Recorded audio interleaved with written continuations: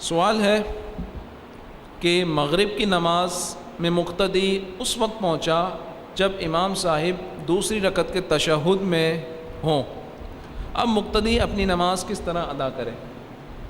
اس میں بہت زیادہ غلطیاں دیکھنے میں نظر آتی ہیں۔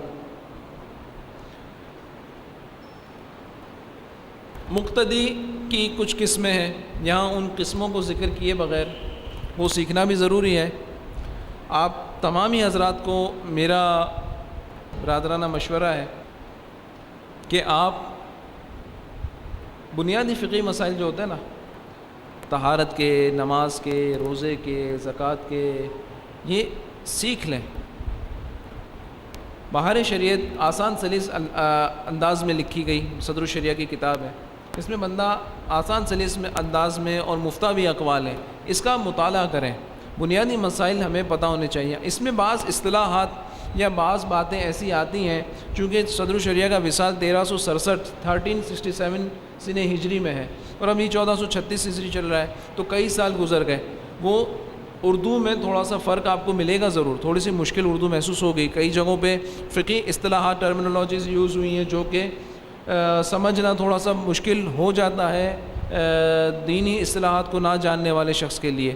تو اگر ایسی کوئی چیزیں آتی ہیں تو آپ اپنے گھر کے قریب کی مسجد میں جہاں عالم دین موجود ہو وہاں آپ جا کے پوچھ سکتے ہیں۔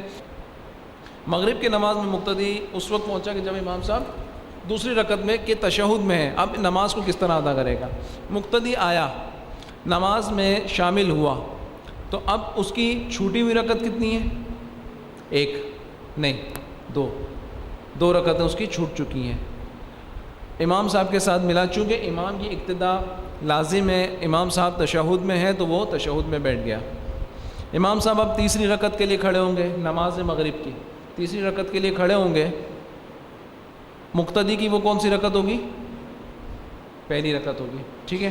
اس کے بعد امام صاحب تیسری رکعت کے بعد قعدہ اخیرہ جو کہ فرض ہے تشہد کریں گے اور سلام پھیریں گے، ایسے ہی ہے۔ اب مقتدی اس قعدہ میں اگرچہ اس کی کتنی رکعت ختم ہوئی ہے؟ ایک، مقتدی کی ابھی ایک ہی رکعت ختم ہوئی، 2 رکعت کے بعد اس نے امام صاحب کو پایا ہے تشہد میں، اس کی 1 رکعت پڑھی ہے۔ امام صاحب سلام پھیریں گے، دوسرے سلام پہ وہ کھڑا ہوگا اللہ اکبر کہتا ہوا، ٹھیک ہے۔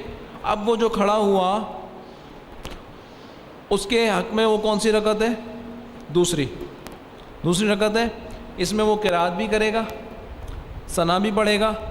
کیوں؟ اس لیے کہ اب منفرد ہونے کے بعد اس کی یہ پہلی رکعت ہے، ثنا بھی پڑھے گا، قرات بھی کرے گا، 2 سجدے بھی، رکوع قوما 2 سجدے کر لیے اس نے، اس کے بعد وہ کیا کرے گا؟ تشہد میں بیٹھے گا۔ اس لیے کہ مقتدی نے ابھی اپنی کتنی رکعتیں پڑھی ہیں؟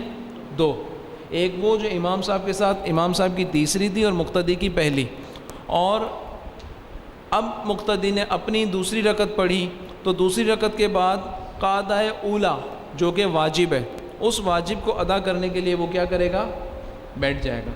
اب بیٹھ جائے گا، تشہد پڑھے گا اور پھر اپنی تیسری رکعت کے لیے وہ کھڑا ہوگا۔